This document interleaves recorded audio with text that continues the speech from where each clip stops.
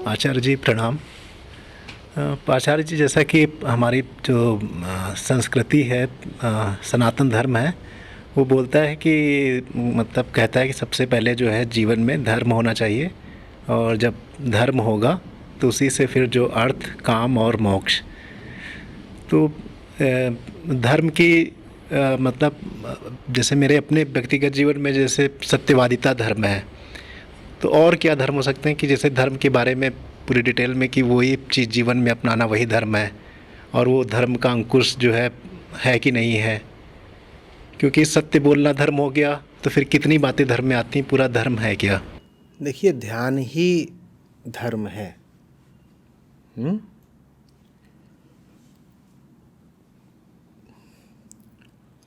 ये जो आपने 4 पुरुषार्थों की बात करी, धर्म, अर्थ, काम, मोक्ष,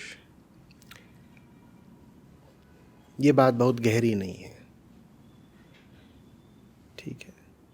आपने संस्कृति की बात करी, संस्कृति भी कोई बहुत महत्वपूर्ण चीज़ नहीं है धर्म के सामने। हमें चूँकि इनके मायने स्पष्ट नहीं हैं, तो इसीलिए हम धर्म और संस्कृति की बात एक ही सांस में कर जाते हैं।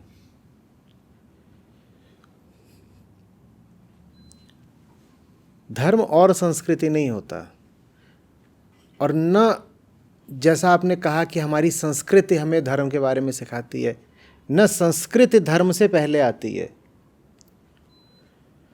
धर्म ही प्राथमिक है। और क्यों प्राथमिक है? उसकी वजह कोई परंपरागत नहीं है, उसकी वजह बहुत तथ्यगत है।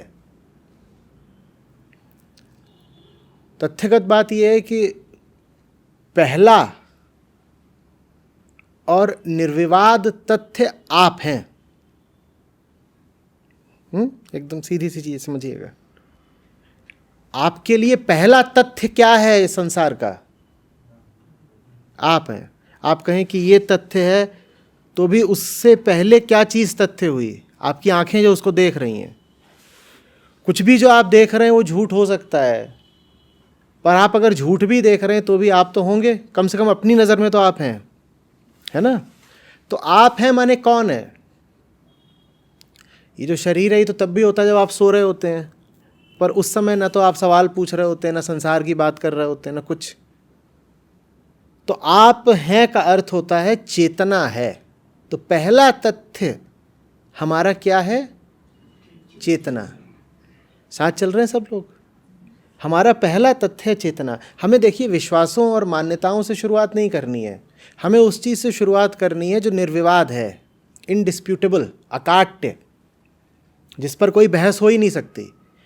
दो लोग बहुत मुद्दों पर बहस कर सकते हैं, हो सकता है उनमें किसी भी मुद्दे पर सहमति ना हो, पर दोनों कम से कम एक बात पर जरूर सहमत होंगे कि वो दोनों हैं। मैं हूं और तुम हो, I exist and you do. ठीक है, इस मुद्दे पर तो दोनों मानेंगे ना। बाकी हो सकता है हर चीज में उनकी आपस में लड़ाई हो जाए, इस मुद्दे पर तो कोई बहस नहीं कर सकते। तो यही एकमात्र तथ्य है जिससे अध्यात्म में शुरुआत होती है कि मैं तो हूं। अब बाकी कुछ क्या है, क्या नहीं है, कैसा है, इसकी जांच पड़ताल करेंगे। पर साहब, हम तो हैं। हम हैं माने क्या? हमने कहा सोते हुए हम को हम नहीं बोलते, मुर्दा हम को भी हम नहीं बोलते। मैं किसको बोलते हो आप? यही जो जागृत अवस्था में है, अभी जैसे बैठे हो। आप में से कितनों ने सोते हुए निर्णय लिया था यहाँ आने का? आप में से कितने लोग यहाँ सोते हुए बैठे हुए हो? आपकी पूरी जिंदगी, पूरी पहचान, आपकी पूरी गतिविधियां, सब कुछ कब है? जब आप जगे हुए हो ना, जागृति के समय। तो मैं हूं माने चेतना है, और चेतना से मेरा आशय जागृत चेतना। मैं हूं माने चेतना है, ठीक है ना? तो पहली चीज क्या? मैं हूं। मैं हूं माने चेतना है। और ये जो चेतना है हमारी, ये फंसी हुई है, ये फड़फड़ाती है। जो हमारी चेतना है ये कैसी है? ये फड़फड़ाती है। तभी तो सोना पसंद आता है। किसी को सोने में तकलीफ होती है? कोई ऐसा है जिसको सोते समय तकलीफ़ें रह जाती हैं, और कोई ऐसा है जो जब जग जाता हो तो उसके दिमाग में समस्याएं ना घूमने लगती हों।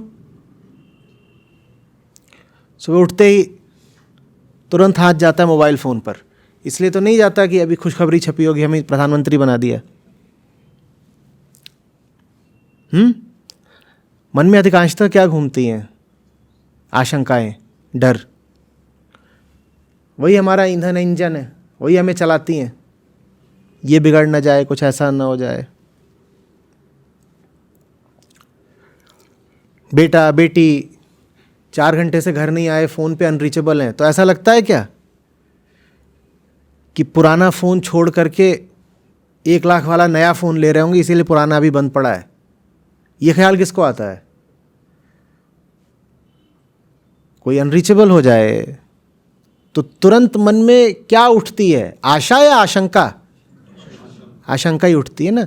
तो हमारी जो जागृत अवस्था की चेतना है वो तकलीफ में है, वो डरी हुई है।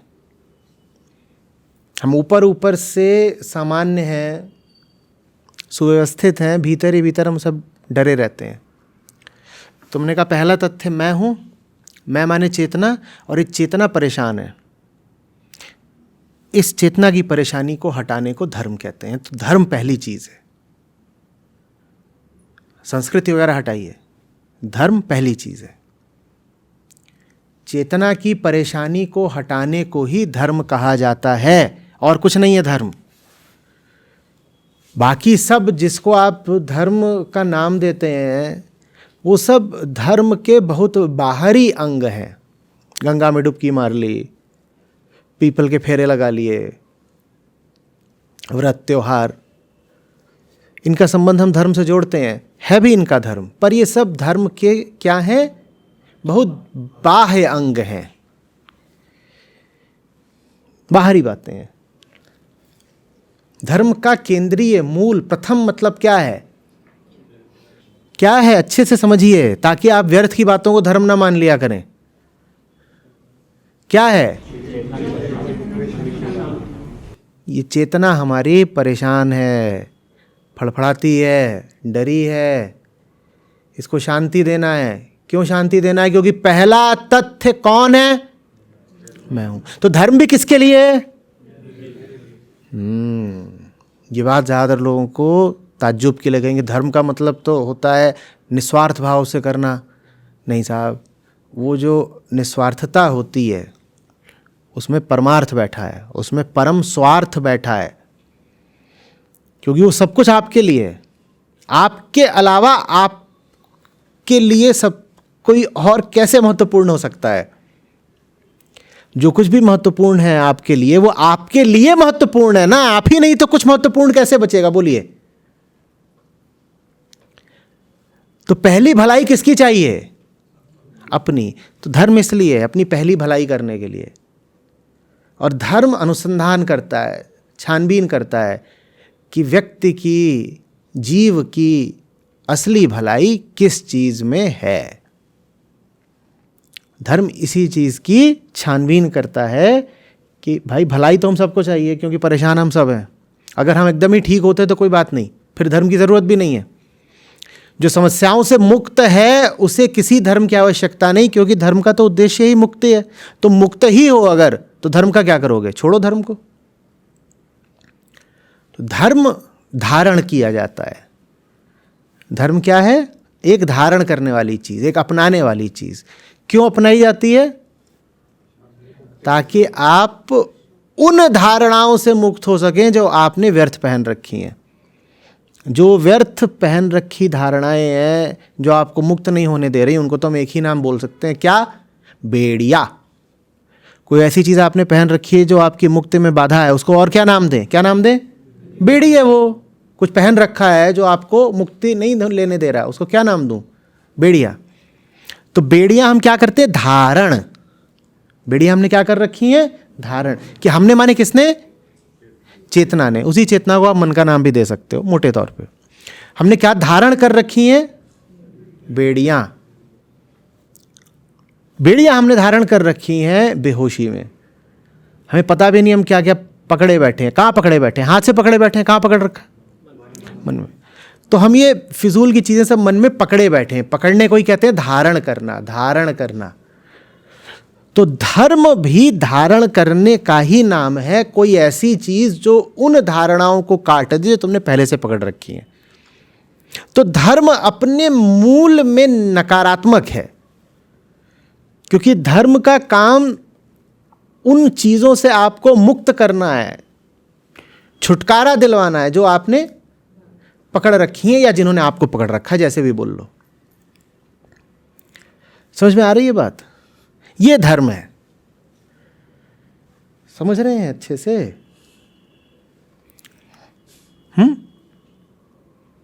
अभी तक संस्कृति पे हम आए नहीं है। संस्कृति क्या है? हम जिन धारणाओं की बात कर रहे हैं उन्हीं के लिए दूसरा नाम है संस्कार। कुछ संस्कार प्रकट होते हैं, कुछ प्रच्छन्न होते हैं। संस्कार माने जिसको आधुनिक भाषा में कंडीशनिंग कहते हैं। कुछ प्रकट होते हैं और कुछ अप्रकट, प्रच्छन्न, पीछे पीछे। जो प्रकट होते हैं उनको हम कह देते हैं सामाजिक संस्कार हैं। जो छुपे हुए संस्कार हैं, जो हमें पता भी नहीं हमें कहाँ से मिल गए, वो जैविक संस्कार हैं, वो शारीरिक संस्कार हैं। ठीक है? यही धारणाएं हैं, इन्हीं की बात हो रही है। इन संस्कारों के साथ हम पहले ही लैस बैठे हैं, बंधे बैठे हैं, दबे बैठे हैं। ठीक है ना? ये तो मौजूद हैं ही। ये सब संस्कार हैं जो हम में मौजूद हैं। उन संस्कारों को काटने के लिए भी हमें अब क्या चाहिए? पुरानी धारणाओं को काटने के लिए हमने क्या कहा? धर्म क्या है? नई धारणाएं, ऐसी धारणाएं जो पुरानी धारणाओं को काट दें। तो इसी तरह से पुराने संस्कारों को काटने के लिए हमें क्या चाहिए होते हैं? नए और सही संस्कार। नए और सही संस्कार देने को कहा जाता है संस्कृति। तो संस्कृति का मतलब ये नहीं है पहले से क्या चल रहा है हम भी वही करेंगे, हमारी तो जी ऐसी संस्कृति रही है, पागलपन की बात। संस्कार का मतलब है पहले से ही संस्कारित व्यक्ति को कुछ ऐसा देना जिससे उसके व्यर्थ के संस्कारों को काटा जा सके। अब आपको समझ में आएगा कि अब यहाँ पे धर्म और संस्कृति का संबंध हो गया। लेकिन धर्म और संस्कृति का संबंध अनिवार्य नहीं है, क्योंकि संस्कार आपको ऐसे भी मिल सकते हैं जो पुराने संस्कारों को काट दें। अगर आपको ऐसे संस्कार मिल रहे हैं जो पुराने संस्कारों को काट रहे हैं तो ये धार्मिक संस्कार कहलाएंगे। ये कौन से संस्कार हुए? ये धार्मिक संस्कार हुए। बहुत ज़रूरी है धार्मिक संस्कार देना, क्योंकि वो जो गंदे वाले, काले वाले, खतरनाक वाले संस्कार हैं वो तो पहले से ही मौजूद हैं। उसके लिए आपको कुछ करना नहीं पड़ता, कोई आवेदन नहीं देना पड़ता। वो तो बच्चा अपने साथ लेकर के पैदा होता है। गड़बड़ संस्कार बहुत सारे, पैदा होते ही रोएगा, टट्टी करेगा, ये झपटेगा, ये करेगा, जानवर जैसा होता है। तो वो लेके पैदा होता है।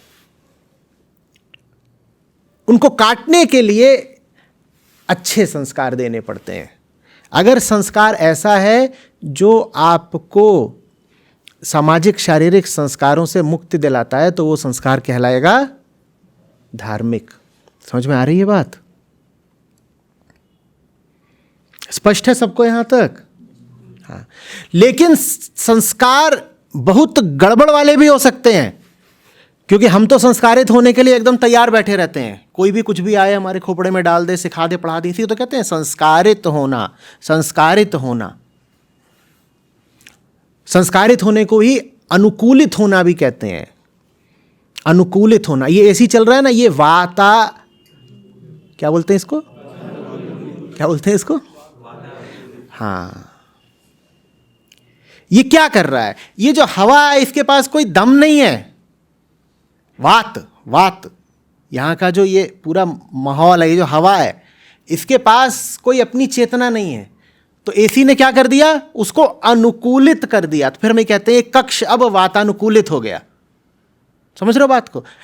एक बेहोश आदमी, एक अचेतन आदमी का खोपड़ा इस कमरे की हवा जैसा होता है, और समाज क्या है? एसी जैसा। आप क्या है? इस कमरे की हवा जैसे। अभी थोड़ी देर पहले गर्म थी, मैं यहां आया, मैंने 2-4 बार इससे अपना मुंह पोंछा। जैसे हवा के पास अपनी कोई क्षमता ही ना हो चुनाव करने की। सूरज था बाहर अभी, तो हवा कैसी हो गई थी? अब सूरज का हवा से कोई प्रेम का तो रिश्ता है नहीं। सूरज ने कुछ करना था, उसने कर दिया। हवा के पास कोई सामर्थ्य ही नहीं स्वीकार या अस्वीकार करने की, वो बेचारी गर्म हो गई। फिर किसी ने एसी चला दिया। अब हवा ने खुद तो एसी चलाया नहीं, कोई बाहरी आदमी आया एसी चला के चला गया, हवा बेचारी ठंडी हो गई। हमारा खोपड़ा कैसा?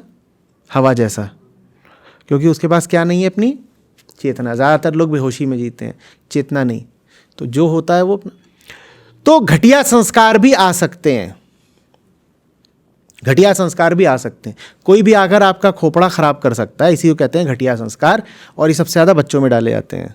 सबसे ज़्यादा कौन डालता है इनको? माँ बाप, क्योंकि उनका अपना खोपड़ा खराब है, उन्हें खुद नहीं पता ज़िंदगी कैसे जीनी है, पर बच्चा बेचारा निर्भर है माँ बाप पर। माँ बाप की दुनिया में किसी पे ना चलती हो, एक पे तो चलती है। कौन? वो जो छोटू है। तो छोटू को पकड़ के वो पूरा उसको रगड़ देते हैं, एकदम ज्ञान दे देते हैं, ऐसे करना चाहिए, वैसे करना चाहिए। वो फलाने अंकल आए तो नमस्ते करो, फलाने ताऊ गरीब है उनको ऐसे ही। वो पूरा अपना एकदम 5-7 साल की उम्र तक होते होते छोटू एकदम संट हो जाता है। घटिया संस्कार भी दिए जा सकते हैं। घटिया संस्कारों की परिभाषा क्या? जो संस्कार आपके पुराने ही संस्कारों को और ज्यादा सघन कर दें, वो संस्कार घटिया हैं। और हम बहुत सारे संस्कार गर्भ से लेके पैदा होते हैं। गर्भ से जो आप संस्कार लेके आ रहे हो, अगर समाज और शिक्षा और परिवार भी उन्हीं संस्कारों को आगे बढ़ा रहा है, तो वो अधार्मिक संस्कार हैं। इस दुनिया में कोई नहीं है जो असंस्कारित हो, या कोई समाज ऐसा नहीं है जो संस्कृतिहीन हो। संस्कृतियां सबके पास हैं, अंतर बस ये है कि कुछ संस्कृतियां धार्मिक हैं और कुछ अधार्मिक। तो जल्दी से कह मत दिया करिए हमारी संस्कृति, हमारी संस्कृति। पहले पूछिए तो आपकी संस्कृति है कैसी? धार्मिक है कि अधार्मिक है? संस्कृति का संबंध परंपरा से नहीं होना चाहिए, संस्कृति का संबंध धर्म से होना चाहिए। पर हमारे लिए परंपरा सब कुछ है, धर्म कुछ नहीं है। जो लोग धार्मिक भी बनते हैं, वो वास्तव में वो लोग हैं जो कहते हैं कि साहब हम तो परंपरावादी हैं, तो हम धार्मिक हो गए। हम वैसे ही कपड़े पहनते हैं जैसे आज से 800 साल पहले पहने जाते थे, तो हम धार्मिक हैं। इसीलिए तो धार्मिक आदमी को दूर से ही बता देते हो देख करके, वो धार्मिक आ रहा है। उसकी भाषा ऐसी होगी जैसी 800 साल पहले बोली जाती थी, कपड़े होंगे वैसे, सब कुछ उसका वैसा ही होगा। उसका बस चले तो सड़क पर रथ पे चले, फास्टैग लगवा के। और हम प्रसन्न भी बहुत हो जाते हैं, ऐसा कोई मिल जाए तो जय गुरुदेव। और गुरुदेव की कुल खासियत क्या है? वो रथ पे चलते हैं।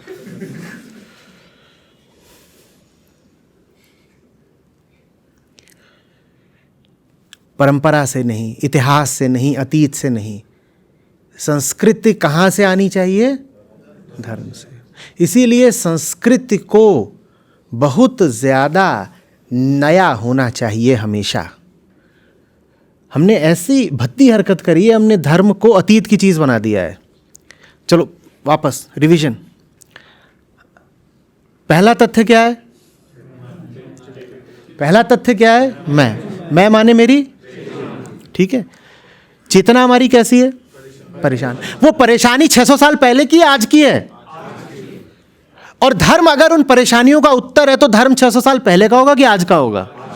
धर्म अगर आज का होगा तो संस्कृति भी हमें आज की रखनी है या 600 साल पहले की? और आज की संस्कृति से क्या ये मतलब है कि जो अब फूहड़पना चारों तरफ चल रहा है? नहीं। आज की संस्कृति से मतलब है कि आज की समस्याओं के लिए हमारे पास एक ताजा धार्मिक उत्तर होना चाहिए, नवीन। बात समझ में आ रही है? हम क्या करते हैं, देखिए अपने मन को। हम सोचते हैं जो पुराना है वो धार्मिक है। तो कुछ लोग ऐसे होते हैं जो धार्मिक कहते हैं अपने आप को, तो पुरातनवादी हो जाते हैं। वो म्यूजियम के अंदर घर बना लेते हैं अपना, बढ़िया है। और जो अपने आप को कहते हैं नहीं हम मॉडर्न हैं, वो बदतमीज हो जाते हैं। वो क्या करते हैं? हाँ, वो कहते हैं देखो हम तो समय के साथ चलते हैं, ये कौन सा समय है जिसमें तुम्हारा नाम ही एक गाली है? नहीं, ये दोनों ही बातें बचकानी है। न तो धर्म का संबंध अतीत से है, न आधुनिकता का संबंध होना चाहिए। ये जो बेवकूफियां चारों ओर फैली हुई हैं आधुनिकता के नाम पे। अधुना माने जानते हैं क्या होता है? अभी। और अभी शब्द तो सत्य के लिए, परमात्मा के लिए इस्तेमाल होता है। आधुनिक तो सिर्फ परमात्मा है, सच के अलावा कुछ आधुनिक नहीं होता। मॉडर्न बहुत हल्का शब्द है, आधुनिक शब्द में गहराई है। समझ रहे? सत्य के अलावा कुछ आधुनिक नहीं होता। तो जो असली धार्मिक आदमी होगा वो अति आधुनिक होगा। उसमें कुछ पुराने जैसा मिलेगा भी और कुछ ऐसा मिलेगा जो बिल्कुल पुराना नहीं है। लो अतीत से उतना ही जितना पोषक है, जीर्ण शीर्ण का मोह मृत्यु का द्योतक है। वो अतीत से वो ले लेगा जो आज भी प्रासंगिक है और जिसकी आज कोई आवश्यकता नहीं। जो बात सिर्फ उस समय की थी, आज जिसकी कोई उपयोगिता नहीं, उस बात को पीछे छोड़ देगा। सत्य तो नया होता है ना, नया नया, लगातार, नूतन कहते हैं ना, अभिनव।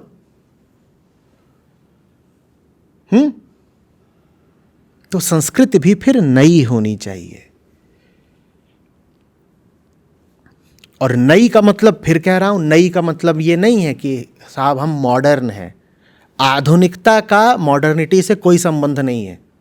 मॉडर्निटी एक विचारधारा है, ठीक है, और वो बीत भी गई। अब क्या चल रहा है? Post modernity. आधुनिकता कभी पुरानी नहीं हो सकती, क्योंकि अधुना क्या है? ये कभी पुराना कैसे होगा? ये जो अभी है ये पुराना कैसे हो सकता है? पर विचारधाराएं तो आती जाती रहेंगी। तो आधुनिक रहिए। और अति आधुनिक, वास्तव में आधुनिक सिर्फ कौन है? धर्म। क्यों है? क्योंकि साहब हम आधुनिक है ना। हम कब हैं? हम अभी हैं। हम अभी हैं। तुम्हारी समस्याएं कब हैं? तो हमें उन समस्याओं का समाधान भी कब चाहिए? यही तो धर्म है। तो धर्म कब है? अभी। जो अभी है वही धर्म है। जो अभी है वो या तो धर्म है या माया, क्योंकि माया भी अभी है समस्या बन के, और सत्य भी अभी है समाधान बन के, धर्म बन के। माया भी अभी है क्या बन के? जीवन भी अभी है, जीवन में माया भी अभी है समस्या बन के, और सत्य भी अभी है समाधान बन के। समझ में आई बात? तो संस्कृति जरा पेचीदा बात है। संस्कृति चाहिए हमें, लेकिन संस्कृति के नाम पे कुछ भी पुराना नहीं उठा लेना है। लगातार देखते रहना है कि क्या है जो हमें हमारी समस्याओं से मुक्त कराएगा, जो हमें मुक्ति की ओर ले जाएगा। जो कुछ भी मुक्ति की ओर ले जा रहा हो वही अपने बच्चों को पढ़ाइए, वही संस्कृति है। वैसी ही संस्कृति हमें चाहिए, एकदम नई, ताज़ी, डायनामिक। समझ में आ रही बात? रुकिए पहले। आचार्य जी, मुझे जैसे इतनी सारी डेफिनेशंस हैं, तो मुझे अपना समाधान चाहिए। नहीं, समस्या है ही नहीं तो समाधान कैसे? समस्या हमारी धारणाओं ने बना रखी है ना, अन्यथा समस्या है कहां? तो ये जो सारी डेफिनेशंस हैं ये आपकी गलत डेफिनेशंस को काटने के लिए हैं सर। आप ये नहीं कह सकते कि मुझे इन डेफिनेशन से कोई लेना देना नहीं, मुझे तो बस गोली में समाधान दे दो। आपके पास कुछ बहुत गलत परिभाषाएं हैं और उनको जब तक खंडित नहीं किया जाएगा कोई समाधान होगा नहीं। हम इतनी देर से क्या कह रहे हैं? धर्म माने धारणा। धार्मिक धारणा की जरूरत है ही क्यों? क्योंकि गलत धारणा पकड़ के बैठे हो साहब। धार्मिक संस्कारों की जरूरत है ही क्यों? क्योंकि अधार्मिक संस्कार पकड़ कर बैठे हो। अब आप कह रहे हो नहीं, मुझे सही संस्कार क्या है, धर्म क्या है, ये मुझे बताओ, ये मत मुझे समाधान दे दो। हो नहीं सकता। कैसे करूं? क्योंकि और कोई समस्या है ही नहीं जिसका आपको समाधान दिया जाए। समस्या सिर्फ एक है। वो जो अंजड़ पंजड़ चीजें हमने खोपड़े में पकड़ ली हैं, ये सोच के कि यही तो सच है, ऐसा ही तो होता है, ऐसा ही तो होना चाहिए, ऐसा ही तो होना चाहिए। और इससे ज्यादा दयनीय बात भी नहीं होती, हास्यास्पद बात भी नहीं होती जब हम कुछ पकड़ लेते हैं और बोलते हैं पर ऐसे ही तो होता है, ऐसे ही तो होना चाहिए, नहीं ऐसा नहीं करेगा तो क्या करेगा। भाई भाई थम जाओ ना, आप इतने विकल्पहीन हो क्या? आप कुछ और करने लगोगे तो कल सूरज नहीं उगेगा। किसने आपको बता दिया कि इसी चाल चलना है, ऐसे नहीं चलोगे तो क्या हो, क्या जाएगा बताओ तो, क्या हो जाएगा? अभी भी आप जो कह रहे हैं उसका थोड़ा सा अगर साइको एनालिसिस करें तो यही होगा कि कुछ ऐसा है जिसको आप किसी कीमत पर छोड़ना नहीं चाहते। तो आप कह रहे हैं मैंने जो पकड़ रखा है वो तो पकड़े रखूंगा, उसको पकड़े पकड़े मेरा कुछ कर दीजिए आचार्य जी, समाधान बता दीजिए। मैं नहीं बता सकता, कैसे बता दूं? कोई पानी में डूब रहा आदमी और इतना मोटा पत्थर पकड़े है, एकदम बांध रखा उसने उसको छाती से, और कह रहा है ये तो पकड़ ही रहूंगा पर मुझे उबार लीजिए, और मैं भी डूब जाऊंगा बाबा, उस पत्थर में इतनी ताकत है। छोड़ना ही पड़ेगा, काम सारा नकारने का है। देखो देखो, आप पैदा नहीं होते हो बहुत कुछ करने के लिए, आप पैदा होते हो नकारने के लिए, इस बात को समझिएगा। चूंकि हम नकारते नहीं है ना, तो इसीलिए हमें जीवन भर ज़रूरत पड़ती रहती है बहुत कुछ करने की। उसी आदमी को ले लो जो आदमी छाती से पत्थर बांधे हुए है, उसे कितनी सारी स्विमिंग सीखनी पड़ेगी ना। ऐसे ही हम जीवन भर सीखते रहते हैं, ये कोर्स करो, यहाँ पे यहाँ जाओ, ये है, ये डिग्री हासिल करो, वो सब कुछ तुम सिर्फ इसलिए कर रहे हो कि छाती पे पत्थर बांध रखा है। इतना सारा कमाना बहुत ज़रूरी है, उतना कमाना सिर्फ इसलिए ज़रूरी है कोई बहुत बड़ा खर्चा बांध रखा है। खर्चा काटना ज़रूरी है, कमाने की ज़रूरत नहीं पड़ेगी भाई।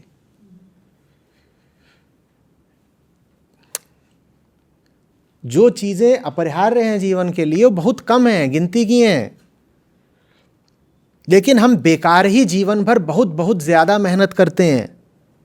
वो मेहनत हमें कहीं पहुंचाती नहीं, ठीक वैसे जैसे उस आदमी की मेहनत उसे कहीं नहीं पहुंचाएगी जिसकी छाती पर पत्थर बंधा हुआ है।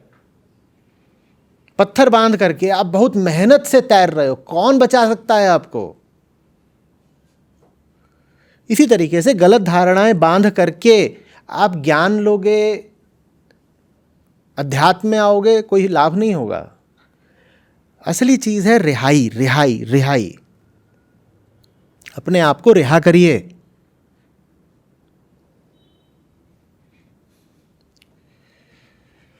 और जिन बातों ने हमें पकड़ रखा है, देखिए अब वो इतनी घुस गई हैं हमारे जीवन में कि खून बन गई हैं हमारा, हमें पता भी नहीं कि हम पकड़े हुए हैं। कोई आदमी 20 साल से जेल में है, उसको बुरा लगता है क्या? अब लगता होगा।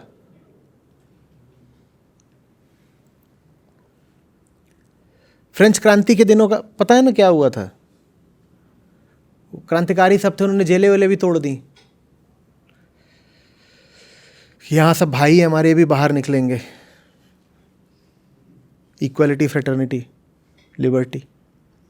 वो बाहर निकले और फिर अंदर जाके बैठ गए, यही ठीक है।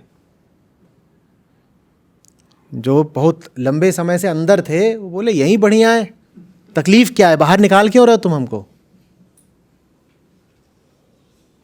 हम ऐसे हो चुके हैं, तो मैं जो कुछ बोलूँगा आप उस पर ऐसे ऐसे सर से ऐसे, और 17 भी ख़त्म होगा, उसके बाद आप बाहर जाएंगे, अपना मोबाइल फ़ोन उठाएंगे और फिर पुराने ढर्रों पर चालू हो जाएंगे। मोबाइल फ़ोन ढर्रा नहीं है, पर मोबाइल फ़ोन बहुत सशक्त प्रतीक है उन ढर्रों का जो हमारी ज़िंदगी में है। वही उसी तरीके के मैसेज होंगे आपके, उसी तरह के रिप्लाई होंगे, वही हड़बड़ाहट, वही आशंकाएं, वही डर भी, वही क्रोध भी। कुछ आपकी उम्मीद होगी, आप फ़ोन उठाओगे, वैसा मैसेज नहीं आया होगा, आप क्रोध में करोगे, मैं चाहता था कि ये काम हो जाए 8:30 बजे तक, रात में हुआ क्यों नहीं, अभी 9 बज रहे हैं। मैंने कहा था ना काम करके मुझे कन्फर्मेशन भेजना, आया क्यों नहीं अभी तक मैसेज? वही क्रोध। कुछ लोग ऐसे हो सकते हैं जो बिना बताए चोरी छुपे यहाँ आ गए हों, ये काम ही थोड़ा असामाजिक तरीके का है। वो जाएंगे, वो घबराहट में अपना फ़ोन देखेंगे, किसी को पता तो नहीं चल गया।